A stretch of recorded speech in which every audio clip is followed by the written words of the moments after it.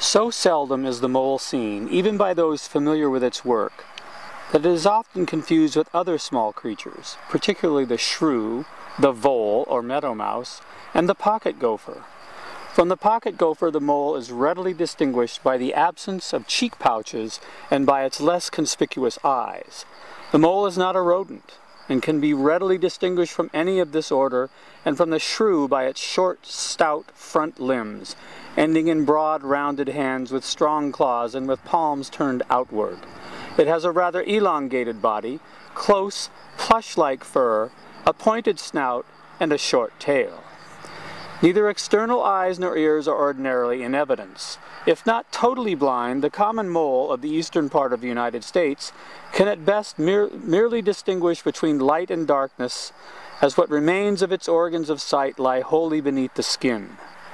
The degeneration of these organs has apparently not proceeded so far in Townsend's moles, which usually open their eyes when annoyed by an observer. The eyes of the star-nosed mole are more readily discernible. Habits. The mole lives mostly underground. Such experience as fall to its lot must necessarily come through its sensitive touch, acute hearing, or highly developed powers of smell. While the animal is seldom seen above ground, it sometimes ventures out of its tunnels, perhaps chiefly at night. Runways and nests. When a mole is living in lawns, gardens, or fields, telltale ridges or conspicuous mounds of earth plainly indicate its runways.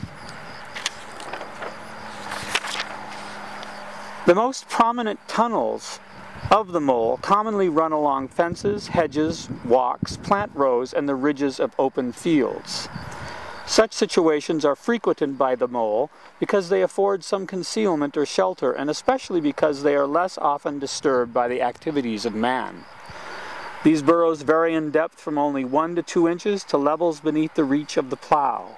They constitute a labyrinth of runways, constructed with apparently no definite plan, and including here and there an enlargement. One or more of these enlargements may, especially in the breeding season, contain a nest of half-dried grass or of grass and dead leaves. Certain galleries or passages leading out from the deeper central tunnels trend upward here and there to join the shallow subsurface runs that stretch out over the mole's hunting grounds. Through these runs, the little animal hurries along at irregular intervals in search of food, and when occasion demands, extends the limits of its operation by pushing out into the untouched soil. The movements of the mole as it extends the subsurface runways are much like those of a man swimming with the breaststroke. The mole's hands are brought forward, palms outward, until they almost or quite touch the front of the snout. With powerful action of the heavy shoulder muscles, they are then thrust outward and backward to push the soil aside, while the body follows in the passageway thus created. The snout is a sensitive organ of touch and is not used for rooting. Active periods. Direct observations fail to show that there is any one time of day when the mole is more active than at others, in spite of the common belief that it works only at regular periods each day, morning, noon, and evening, as most frequently alleged. If an opening is made into a mole's runway, the animal, when it next comes that way, will invariably repair the breach. Breeding habits. Contrary to popular opinion, moles are slow breeders. Their life of seclusion shelters them from many of the dangers that constantly threaten the existence of small mammals living above ground.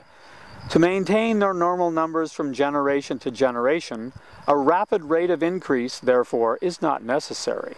The young are brought forth early in the spring in rudely constructed nests of half-green grass stubble and rootlets. The number of a litter of Townsend's mole is commonly 3. The common eastern mole usually has 4. Moles grow and develop with surprising rapidity. In the northwest, most of the young are born in the latter half of March and the first half of April, spend about a month in the nests, and early in June are so well grown as not ordinarily to be distinguished from the parent moles. This rapid growth accounts for the fact that small young moles are seldom trapped. By the time they leave the home nest and take to the runways for themselves, they have already attained something like that in proportions in size of the adult. Food habits. A mole's appetite seems to be almost insatiable. When held in captivity and given food to its liking, one will sometimes eat more than its own weight in a day. The economic status of the mole. Under some conditions, moles may not prove objectionable, and though their consumption of harmful insects, cutworms, white grubs, and other species, it may be true that they are decidedly beneficial. Through the ages, moles, in common with their burrowing animals of other species, they have undoubtedly played an important part in the evolution of the soil. By constantly moving and stirring it, bringing up subsoil and carrying down organic matter from the surface, they have contributed to the natural building up of soil fertility.